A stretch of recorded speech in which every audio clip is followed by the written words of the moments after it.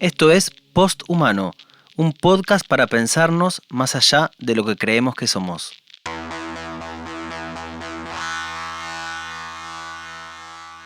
Hola, ¿cómo andan por ahí? Hola Nacho, ¿cómo andas? ¿Cómo estás, Guido?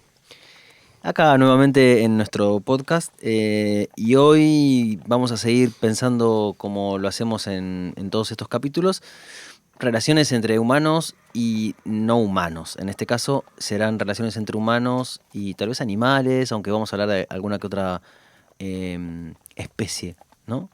Sí, tal vez en una clave distinta o diferente, aunque ha sido así cada uno de los podcasts que has grabado y que venís pensando, porque de alguna manera estamos tratando de pensar algunas consecuencias, ¿no?, de esas líneas de lo poshumano.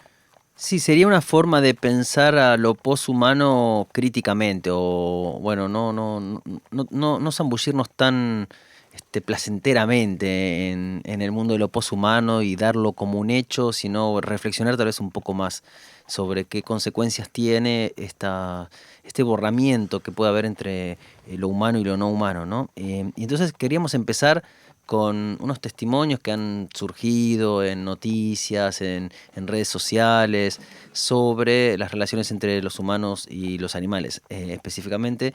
Y vamos a leer ahora, creo que vos vas a leer, Nacho. Sí, hay un pequeño texto que intenta pensar la relación entre el antiespecismo y el feminismo, conceptos que ahora después trataremos de plantear, y que lo que plantean es que no se puede luchar por los derechos de las hembras humanas ignorando al resto de las hembras, que también sufren opresiones y violencias. Según entonces este movimiento en el machismo y el patriarcado, tanto las mujeres como los animales son considerados seres inferiores que se pueden violentar y mercantilizar.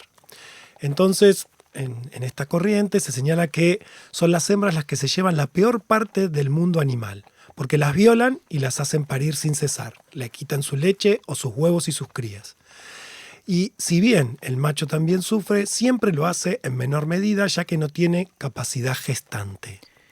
Eso es unas declaraciones sobre algunas líneas teóricas, incluso sobre cómo pensar el antiespecismo, que sería una especie de discriminación por especies, junto con el feminismo, ¿no? Pero también podemos pensar en partidos políticos que empiezan a estar anclados en la defensa de los derechos de los animales. En el caso, por ejemplo, en España ya hay un partido político que es el Partido Animalista contra el Maltrato Animal, que, por ejemplo, en algunos de sus, aunque en sus lemas hablan de en defensa de los animales y por la justicia social, uno puede ver un spot publicitario en donde se habla del problema del medio ambiente, el problema del mundo, buscamos un mundo mejor y en contra del maltrato, y se empiezan a mostrar maltratos animales. Y en ningún lado aparece un maltrato humano, no aparece un rostro humano de un humano que haya sido maltratado. Y es como pensar, bueno, ¿cómo nos impacta la sensibilidad ante lo animal que no incluye, por ejemplo, la sensibilidad ante lo humano, ¿no? El otro testimonio así en redes sociales, un poco tonto, pero creo que es expresión de esta época, fue el caso de una chica que le robó el perro a un indigente en la calle, y lo dijo porque, pobre perro, este hombre lo tenía ahí tirado, la chica se lo quiso comprar, y entonces se armó un revuelo en las redes sociales y alguien defiende a esta joven que le había robado el perro y dice: que te critiquen todo lo que quieran, yo te felicito, ese perrito iba a sufrir mucho, si el tipo es un indigente, el poco alimento que pueda conseguir va a ser para él y no alcanzará para el perrito. Digo, más allá de que es una noticia y que puede no ser tan representativo de nuestra época, ¿cómo podemos discriminar el sufrimiento animal del sufrimiento humano? ¿Cuán sensibles somos ante el sufrimiento de distintas especies? ¿Igualmente sensibles? ¿O habría que, o sé, o nos impacta más el sufrimiento humano? ¿O más el animal? Bueno, porque ahí estaría como la clave, ahora lo estaba pensando, ¿no?, en estos ejemplos que dimos, para pensar como bien el eje de lo que queremos preguntarnos hoy o discutir hoy. Yo creo que es el podcast que menos ideas claras tengo antes de empezar. Vamos a ver en el transcurrir. En relación a, bueno, parecería ser que esas fronteras que venimos pensando en los distintos podcasts o esas categorías que se vienen pensando que tal vez hay que revisar, que tal vez no son tan diferenciantes entre lo humano, el animal, las plantas y todo lo viviente, habilita a pensar que entonces, bueno, la vida de cualquier animal debería generar o tiene que producir o no sería distinto lo que produce en su afección a la vida de cualquier ser humano. Claro, a mí me pasa algo que es, aunque claramente estos temas forman parte de nuestros intereses y de nuestras pasiones incluso, eh, a mí me cuesta poner en el mismo nivel el sufrimiento de humanos y animales, ¿no? Lo que no quiere decir que haya que optar, porque creo que ahí hay algo de cómo se plantean las cuestiones sobre el maltrato animal, sobre todo, que parece ser que hay que optar, ¿no? Y yo creo que no es el camino en realidad, ¿no? Lo que tampoco quiere decir que estemos hablando de los mismos sufrimientos, de las mismas crueldades, porque si no, me parece que cuando uno tiende a como hipostasiar, ¿no? Como extender a todos los casos un mismo fenómeno, se pierde la particularidad, ¿no? De qué quiere decir para un animal sufrir, qué quiere decir para un humano sufrir. Y yo creo que a veces se proyecta sobre el animal categorías o experiencias que son las del humano, ¿no?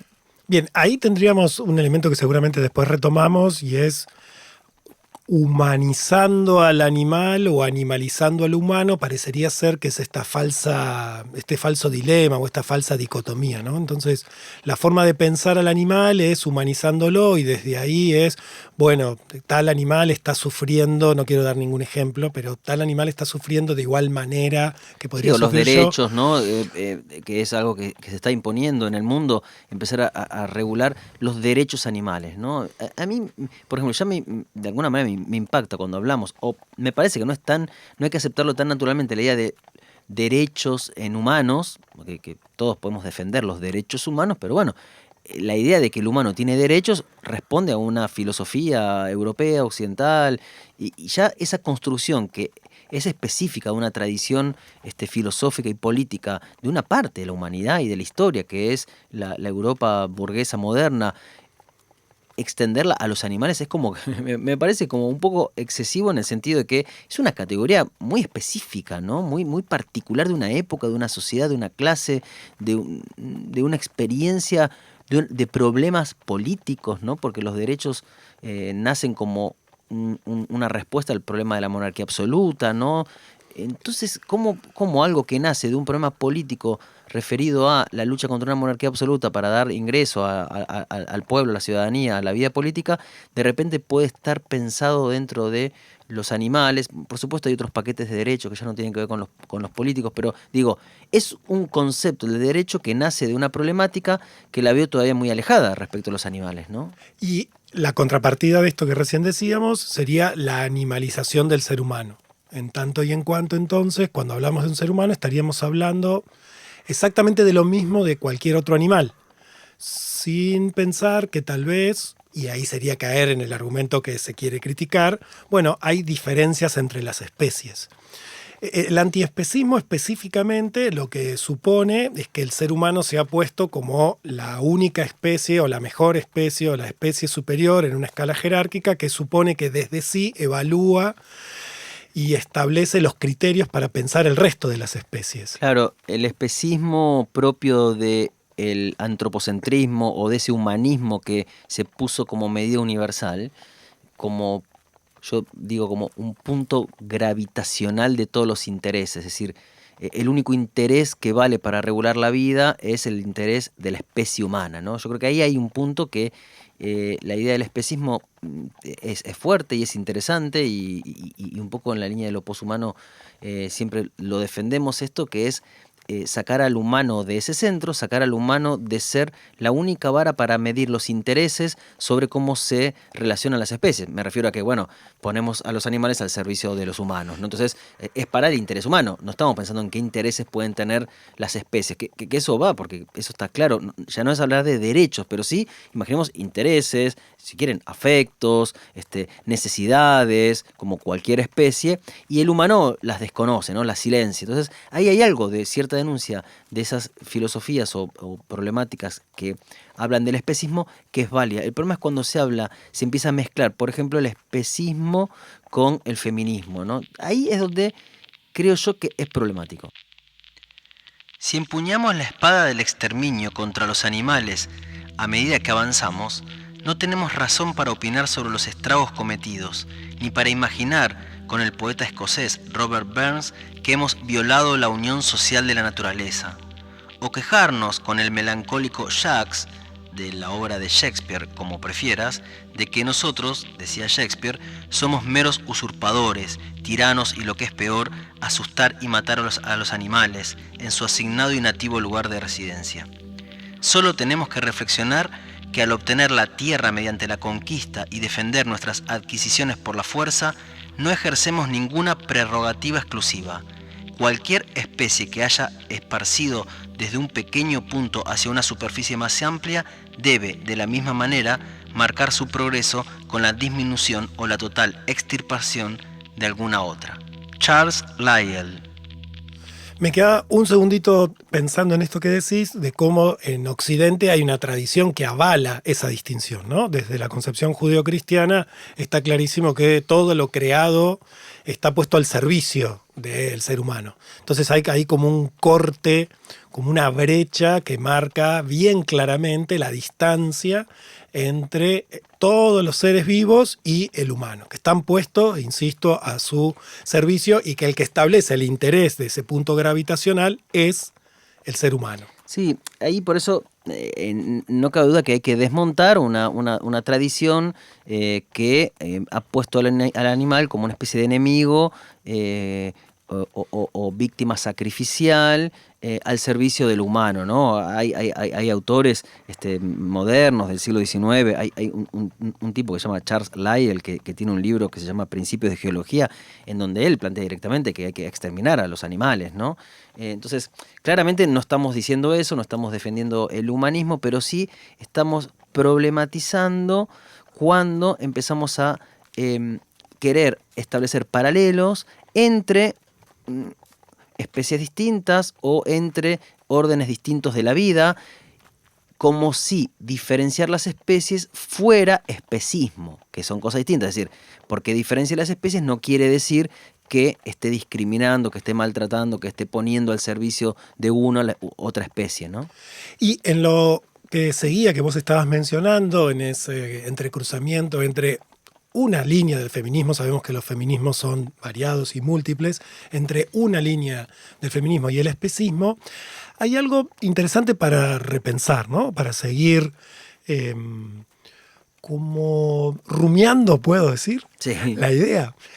Porque en lo que yo comentaba al principio y como habíamos iniciado esta charla, aparecería un común denominador entre la mujer humana y la hembra de las especies. De hecho, el concepto que usaban era el mismo, que era el de hembra. Y ahí hay algo interesante para pensar, ¿no? Respecto de poder ver hasta qué punto ese común denominador está retomando una esencia o un elemento fijo, común a todo ser vivo hembra, que sería un elemento biológico. Por lo tanto, lo que definiría a la mujer sería su biología. Y ahí tenemos muchísimas otras líneas de feminismo que cuestionarían. Si fueran hembras, ¿no? Y me hace acordar como... Es un clásico. Bueno, es todo muy complejo y en la duración de un episodio de un podcast claramente no se pueden abordar todos los temas, ¿no? Y habrá cuestionamientos que se pueden hacer a lo que estamos diciendo y no tendríamos tiempo de hacernos cargo de eso ahora, pero... recuerdo, no sé, la idea esta de Simone de Beauvoir. Bueno, una mujer no se nace, se hace, ¿no? Entonces, si la mujer es una categoría cultural, social, de construcción de la idea del género como una construcción cultural, ¿cómo se podría establecer un paralelo entre una mujer y el maltrato hacia las mujeres y la violencia sobre las mujeres con la violencia sobre hembras, o sea, animales hembras, en donde no estaría, o acaso sí, no, la cuestión de la construcción de la hembra, ¿no? No hay género en los animales, o a menos que empiecen a aparecer algunos estudios que lo digan, pero en principio yo no conozco nada de eso. Es que me hace pensar en toda la crítica que hacen los feminismos negros en tratar, en presentar que justamente los criterios biológicos son los criterios que se han utilizado y se han apelado para la opresión, ¿no? Donde se definía la identidad de un sujeto, de un colectivo, a partir de un rasgo que es inmodificable porque está en mi propio código genético.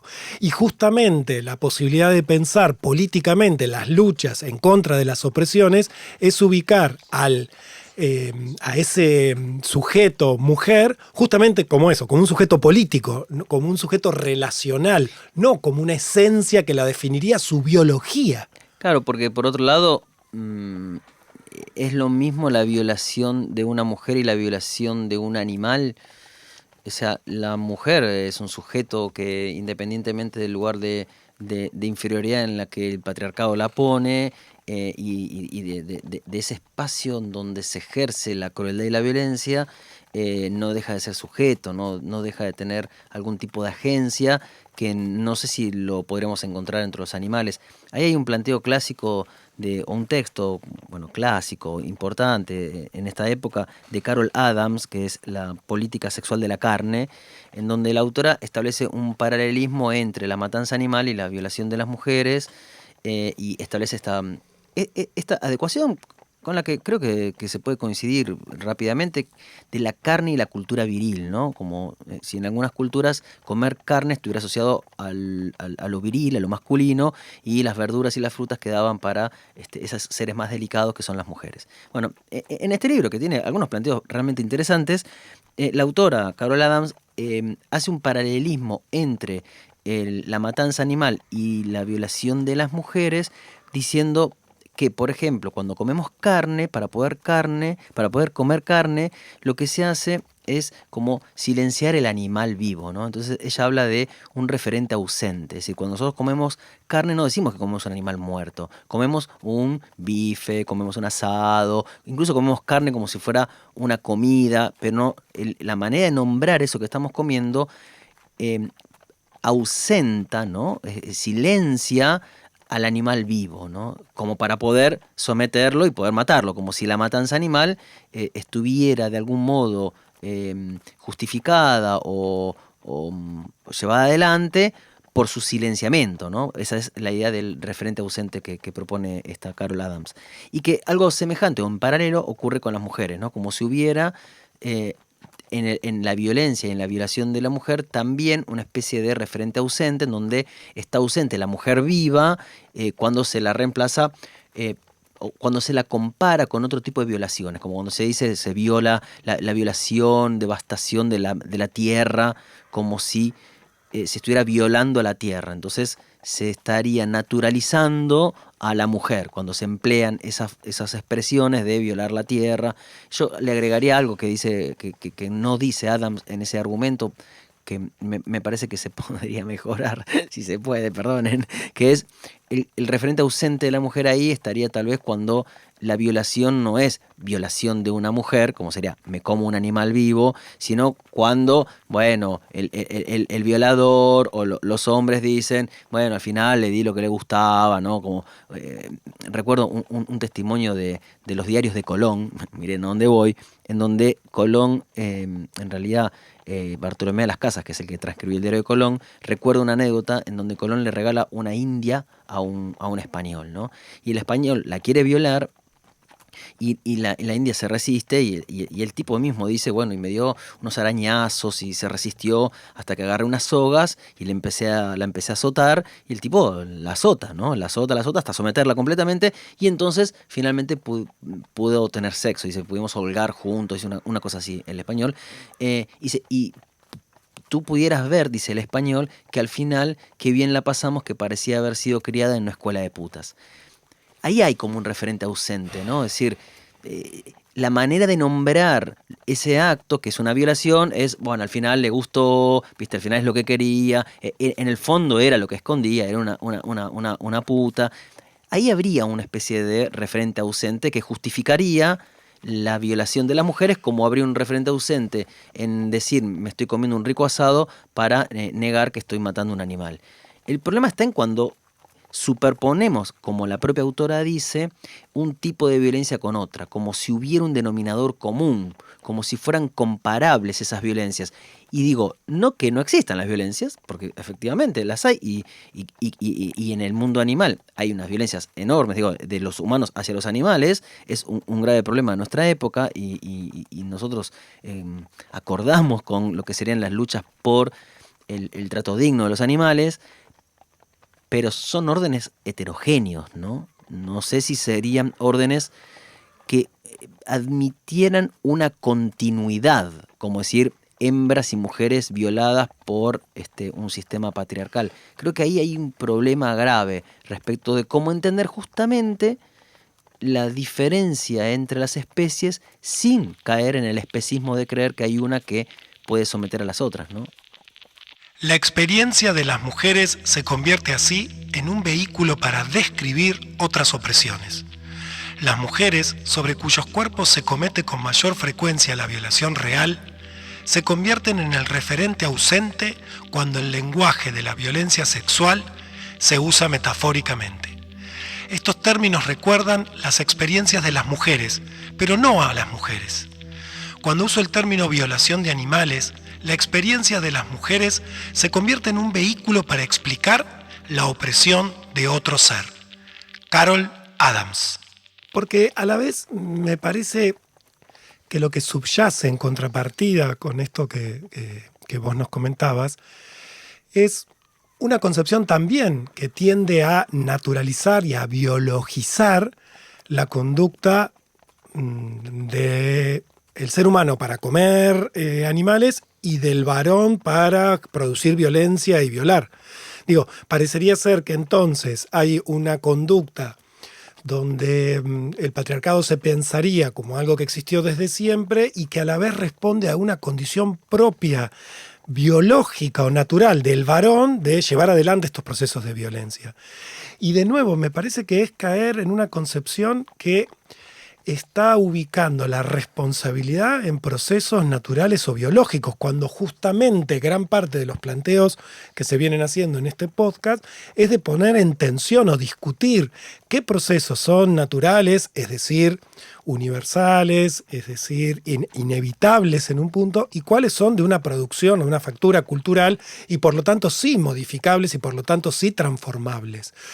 Digo, si finalmente hay algo que los varones llevan adelante y que trae consecuencias en las mujeres y que por otro lado el varón con más fuerza lleva adelante en la destrucción de los animales o de las especies, tiendo a pensar o me interrogo si no hay como una invisibilización de causas políticas y de causas de producción económica actuales o de los últimos tiempos que en realidad serían como el motor para poder explicar estos comportamientos.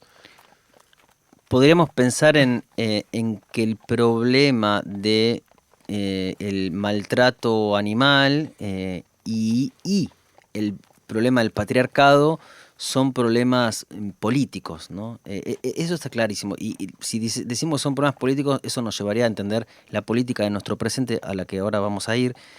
Pero quisiera, como para darle un cierre a esta primera parte de pensar en si es posible establecer paralelismos y entre lo humano y lo animal para entender cuál es el problema, ¿no? ¿Cuál es el problema que tenemos con los animales? ¿Por qué los animales son un problema para el humano, ¿no? ¿Por dónde pasa el vínculo que tenemos con los animales y su problema, ¿no? Digamos, otra posibilidad sería pensar no solo en el maltrato animal, sino en la matanza de los animales, ¿no? Porque esto deriva en lo que Dominique Lestel llama el vegetarianismo ético, ¿no? Que sería como esa posición de ser vegetarianos por principios filosóficos y no por otras razones, ¿no? Bueno, este Dominique Lestel es un pensador, filósofo, hace una etología filosófica muy interesante. Sus libros están llenos, vamos a decirlo así, como de sabiduría y de amor hacia los animales. Eh, y en algunos libros, como por ejemplo Hacer las paces con el animal, propone ideas muy interesantes sobre cómo convivir con los animales, pero eso lo vamos a dejar para otro podcast. Pero tiene un libro lleno de ironía que se llama Cómase este libro. Y es una crítica a eso que él llama el vegetarianismo ético, ¿no? Es decir, la posición de ser vegetarianos por principios filosóficos que básicamente, entre otras cosas, dicen que no hay que comer animales porque no hay que matarlos, porque los animales son animales sintientes, son animales inteligentes o son libres, ¿no? Y que el humano matándolos lo está asesinando, ¿no? Y él en este libro es una especie de crítica a esa posición filosófica del vegetarianismo y al mismo tiempo una defensa del ser carnívoros, digo, en un pensador, en un autor cuya obra está, digamos, casi militantemente Defendiendo a los a los animales. animales. Y sin embargo, lo que él dice ahí, de una manera bastante interesante, es que esa posición reproduce ese especismo que se critica de ese humanocentrismo, ¿no? Porque es volver a creer que los humanos somos diferentes a otros animales. Si entre los animales se comen, por ejemplo, y se matan, ¿qué es lo que haría que el humano no fuera un animal, ¿no? ¿Por qué no podríamos hacer eso que hacen el resto de los animales? ¿Acaso porque somos diferentes, ¿no? Entonces, ahí habría una especie de prejuicio que en pos de la defensa del antiespecismo está reproduciendo una especie de especismo, ¿no? Y bueno, en el libro da argumentos interesantes para decir, bueno, hay que comer carne, ¿no? Y que no pasa por ahí el problema, digo, matar, ¿cuál es el problema de matar animales, ¿no? O cuál es el problema del sufrimiento, ¿no? Digamos, él dice, es falso creer que el sufrimiento siempre es beneficioso para una especie. Que Entonces, siempre es malo para una especie. siempre es malo para una especie, que a veces puede ser beneficioso, ¿no? Que en la evolución, por ejemplo, se puede observar que la capacidad de sufrir que han tenido las especies les ha permitido o bien desarrollar, no sé, garras o estrategias de mimetismo, De supervivencia, claro, de sí. supervivencia, ¿no? Y que el sufrimiento ha posibilitado el desarrollo de una especie. Entonces, como que la eliminación del sufrimiento, de la crueldad, no podría ser un principio para decir no matemos, porque en realidad la vida está hecha también de sufrimiento, ¿no? Es Y que entonces ahí el problema del Estel, perdona, cambia, ¿no? No es decir, no matemos a los animales, porque ahí creo que en la posición del Estel se evita al mismo tiempo proyectar sobre los animales la humanidad, como decir, bueno, es un paralelismo entre la mujer y la vaca violada, se evita eso, que yo creo que sería un error, se evita la biologización o la naturalización o la esencialización de animales y humanos, como si trataran de seres que están definidos por una esencia, y el planteo se pone en otro plano o en otra perspectiva, que ya no es ni si somos iguales, si los animales tienen derecho, ni si no los podemos matar porque sufren, ¿no? Sino que, bueno, ¿cuál es el problema de por qué el animal es un otro? Tengo claro que estar dispuesto a actuar como todas las especies depredadoras es la única posición verdaderamente antiespecista, en la medida en que me reconozco como miembro de una comunidad de animales y no tengo ninguna pretensión de elevarme por encima de otras especies. Así, paradójicamente, una cierta forma de especismo es la única forma de no ser especista, siendo especista como lo son todos los demás animales. Dominique Lestel. tiendo a pensar que estamos los dos de acuerdo con este muchacho y que nos da la clave, por un lado, de lo que vos decías antes, de esa falsa dicotomía. Y que, retomando lo que yo decía hace unos momentos, bueno, finalmente si la cuestión no tiene que ver o no está puesto en el campo de la ética o en el campo de cómo hago que mi conducta individual y personal sea buena o evite el sufrimiento animal, sino en el campo de las vinculaciones y las relaciones que son políticas entre los seres humanos y entre los seres humanos y los animales, que digo, lo estamos pensando en los animales, pero que podría ser extensible al resto de los seres vivos. Claro, ese es Porque, otro argumento que da Lestel. Dice, bueno, ¿por qué no comer animales, pero sí plantas? Porque las plantas ya sabemos que son animales sintientes y eso será también otro tema de podcast de muchas investigaciones actuales sobre la inteligencia de las plantas, de los hongos, ¿no? La posibilidad de comunicarse, de sentir, de tener sensaciones, de reaccionar a las sensaciones. Entonces, digo, frente a decir no matemos animales, por ejemplo, pero sí matemos plantas, si no matamos animales porque sienten, son seres sintientes, a las plantas les pasa lo mismo, o incluso no matemos animales, pero por ejemplo, tenemos que desarrollar mucho más la agricultura, lo que haría que hubiera una especie de deforestación para correr animales y estaríamos haciendo sufrir animales por producir más agricultura. Entonces, se entran en ciertas contradicciones cuando uno se pone, creo yo, en estas posiciones o bien éticas o sustancialistas o esencialistas sobre no matar o no tratar al otro como un igual a mí. Creo que no pasa por ahí el problema. No puedo dejar de pensar en esto que también decíamos al comienzo, de que lo que subyace a gran parte de esta crítica es a la mirada que Occidente ha construido y donde todo está pensado fragmentariamente, ¿no? Porque entonces es, bueno, los seres humanos contra los animales y qué pasa con las plantas y qué pasa con otras especies y qué pasa, digo, será tema de otros podcasts pensar que tal vez en otras cosmovisiones, en otras formas de entender el lugar relacional del ser humano en la comunidad con lo que tiene vida, con lo que no tiene vida, con las distintas especies, cuando está pensado desde una totalidad, bueno, hay algunos de estos problemas que no aparecen, porque justamente no se están pensando fragmentariamente. Ahora, no es casualidad que en Occidente aparezcan todas estas disquisiciones y hasta críticas, porque lo que viene haciendo con, por ejemplo, contra el animal, como víctima sacrificial, como vos decías, es atroz.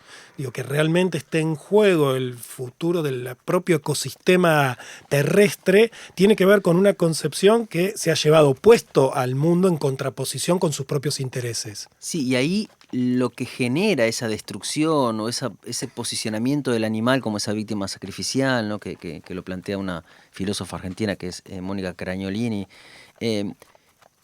A mí me gustaría pensarlo, o me gusta pensarlo en términos de quién pone al animal en ese lugar, ¿no? O al mismo tiempo, si quisiéramos incluir, bueno, ¿quién hace quién condiciona, quién hace posible ese maltrato a las hembras, no sé, a las vacas? Y ahí yo creo que más allá de que esta idea de que el humano está por encima de la creación viene desde el Génesis bíblico, ahí creo yo que es el capitalismo como modo de producción, como manera de organizar la vida en el mundo, quien ha terminado al menos de poner al animal en ese lugar de la víctima sacrificial, ¿no? Que no es un problema entonces de la relación entre el humano y el animal, como si fuera una especie de especismo, no es un problema de discriminación, ni siquiera creo que sería un problema de ese antropocentrismo, sino que es un problema de explotación, ¿no? De lo que ocurre en el capitalismo con el trabajo, con la manera de vivir, de organizar nuestra vida, que Marx había descrito en esos textos de juventud que se conocen como los manuscritos económicos y filosóficos de 1844, como la alienación, ¿no? Que bueno, si bien el término de la alienación él lo venía tomando ya de la filosofía alemana de su época, él decía que en el capitalismo el trabajador está alienado, nosotros todos estamos alienados en el sentido de que, bueno, nuestro trabajo, nosotros cuando vamos a trabajar, no nos gusta ir a trabajar, ¿no? Como nos sentimos extraños, no nos sentimos como en nuestra casa en el trabajo, ¿no? Y casi que salimos corriendo del trabajo como se sale corriendo de la peste, dice Marx, ¿no? Pero, digo, ese extrañamiento con el trabajo implica que uno no se reconozca en el producto, ¿no? Entonces uno está como alienado respecto del producto, ¿no? Las cosas que trabajamos no las reconocemos, ¿no? Las cosas que producimos no las reconocemos. Nada, porque nadie produce. No sé, si yo tengo un teléfono, yo no puedo decir que yo hice ese teléfono, porque yo hice una partecita, ¿no? Entonces, el objeto que queda como resultado del trabajo humano se le presenta al humano como un ser extraño, ¿no? Que se le impone de afuera y que lo obliga, ¿no? Como esta idea que decía Sartre de, bueno, algo que hemos producido nosotros después termina definiendo cómo tenemos que vivir, ¿no? Yo siempre le pongo un ejemplo medio tonto, ponemos una parada de colectivo, la inventamos nosotros, pero después rápidamente todos vamos y nos hacemos fila detrás de la parada como si no pudiéramos comportarnos de otra manera. Es como si nuestra vida quedara sometida a un objeto que fue producido por nosotros mismos. Bueno, Esa es una forma de extrañamiento. Pero digo, todo se vuelve extraño, entonces se vuelven extraños los objetos y en ese mundo de la producción de la vida se vuelven extraños los animales, se vuelven extraños las plantas que también se presentan como objetos y cosas. Cosas para el consumo, cosas para vender, para hacer dinero, así como los humanos nos convertimos en cosas. Y acá vamos yendo como a entender por dónde pasa el problema y que tal vez el problema no es ni seamos humanistas o seamos antiespecistas, sino tal vez es otra clave la que define el problema, que es, bueno, cómo nuestra época histórica ha definido a la hora de organizar la vida y la producción, porque en definitiva la matanza de los animales tiene que ver con el trabajo, desde los pastores o agricultores, siempre las plantas y los animales han sido producto del trabajo que necesitamos para comer, cómo esos productos del trabajo se han vuelto extraños y al volverse extraños también se convierten en mercancías y en cosas que pueden ser tratadas como objetos de consumo al servicio del interés privado, ¿no? Que es otra forma de entender la alienación. Sí, me quedo pensando que es al servicio del interés del propio capital, ¿no? Porque en ese proceso de alienación el propio ser humano está alienado respecto de la propia lógica del capital. Sí, porque ahí lo que dice Marx es que nosotros viviríamos en una sociedad alienada, por lo menos en esos textos, después un poco cambia esta perspectiva en el pensamiento de Marx, porque en realidad la producción está organizada siguiendo los intereses de una parte y no de la totalidad, ¿no? Y Marx dice, bueno, ¿qué quiere decir que está alienado? El hombre está alienado respecto de lo que sería su propia naturaleza, ¿no? O sea, estamos extrañados respecto de qué sería no ser extraño. Bueno, es ser conforme a nuestra naturaleza. Y ahí habría como una especie de humanismo esencialista, si quisiéramos, aunque creo yo que se puede debatir eso. Pero bueno, podríamos decir, bueno, ahí estamos alienados respecto de nuestra naturaleza. ¿Y cuál sería nuestra naturaleza, no? Bueno, nuestra naturaleza sería poder producir de una manera en donde la producción ya no estuviera al servicio del interés de una parte de toda la sociedad, sino una producción que estuviera al servicio de todos. Entonces ahí el humano estaría como realizando su esencia al poder vivir para el otro y con el otro. Que ese otro y para el otro no sería solo un semejante humano, sino que sería también otro animal. Claro. Sería también la propia naturaleza, serían también las plantas, serían también el medio ambiente, sería el contexto de comunidad. Por eso yo traía esto de otros pueblos que justamente no se piensan en términos de aislamiento del ser humano o en contraposición con el resto de lo que existe. Claro, ahí yo creo que la clave entonces es esa, ¿no? Es hacer de ese otro animal, dejar que deje de ser un otro, ¿no? Hacer que deje de ser un otro y que entonces poder vincularnos con el animal como parte de la sociedad, ¿no? Es decir, que la sociedad, el ser social humano es un ser que incluye las relaciones con otros humanos, pero también relaciones con animales y con plantas y con minerales y con hongos y con otras formas de materia de las que estamos hechos, porque estamos hechos en reciprocidad con esos seres. Entonces no podemos ponerlos al servicio de nuestra vida, porque nuestro ser depende de esos seres. Y ahí se estaría evitando tal vez, no la matanza, no el consumo para comer, sino el maltrato, la explotación, y estaríamos evitando ese como especismo del antiespecismo del que habla Lestel, ¿no? Y todo esto nos hace acordar como a una anécdota que es nuestra, de los dos, ¿no? ¿Cómo era? ¿Te acuerdas? Sí, claro, estábamos en Mongolia, en el desierto de Gobi. Sí, viviendo ahí con los nómadas. En una carpa, en una case. Unos cuantos días. Y bueno, este pueblo vive casi como ha vivido en los últimos 1000 años, a excepción de que algunos en sus tiendas pueden tener internet o televisión, siguen siendo pastores. Nómades. Nómades, se mudan 2-3 veces al año a distintos lugares y viven de los animales. Básicamente, ¿no? De hecho, viven acompañando el proceso de por dónde van los animales. En este caso, había varios, ¿no? Hay camellos, hay cabras, pero específicamente en donde nosotros compartimos, tenían muchos caballos. Claro, entonces ellos se mueven según las necesidades de sus animales. Entonces ahí vemos cómo hay una sociedad en la que la vara que define al orden social no es la humana, porque ahí el humano sigue las necesidades animales. Pero al mismo tiempo son carnívoros, o sea, no comen prácticamente otra cosa. De hecho, cuando entramos por primera vez, este buen hombre, el dueño de casa, estaba una especie de merienda con un cuchillo y nos ofreció un pedacito pelando un hueso. Un hueso, sí, un pedacito de carne. Y empezamos a charlar, intérprete mediante, por suerte. ¿Y qué estaba comiendo, Guido? Carne de caballo, ¿no? De caballo, que son esos animales ancestrales de este pueblo que... Y entonces, hablando con este padre de esa familia, le preguntamos qué es lo que más le gustaba de su trabajo. Y entonces el hombre, pelando el hueso de la carne de caballo y comiendo carne, nos responde que lo que más le gustaba de su trabajo era la primavera. Entonces nosotros nos quedamos como, la primavera, ¿no? Nuestra pregunta había como ido por otro lado, a ver qué actividad le gustaba, tal vez más desde Occidente casi estábamos preguntando, y el hombre responde la primavera. Y entonces decimos, ¿por qué la primavera? Y el hombre dice, porque es el momento en donde nacen los animales. Entonces no dejábamos de pensar cómo se establece un vínculo con un animal afectivo, un vínculo de reciprocidad, porque los animales le dan de comer a esos humanos, pero esos humanos conviven con esos animales, se amoldan a las exigencias de los animales y establecen un vínculo afectivo, porque no los maltratan, al revés, los tratan muy bien, con amor, sin antropomorfizarlos por otro lado. Pero al mismo tiempo hay como una afectividad que no supone una proyección humana en el animal, ni siquiera una animalización en el humano, sino un vínculo entre especies diferentes. Y eso tal vez me parece que es una buena experiencia, ¿no? De cómo vincularnos con los animales, por dónde pasa el problema y qué es lo que ha generado en nuestro presente que se haya destruido ese vínculo, ¿no? Que es la explotación por el lucro del capitalismo.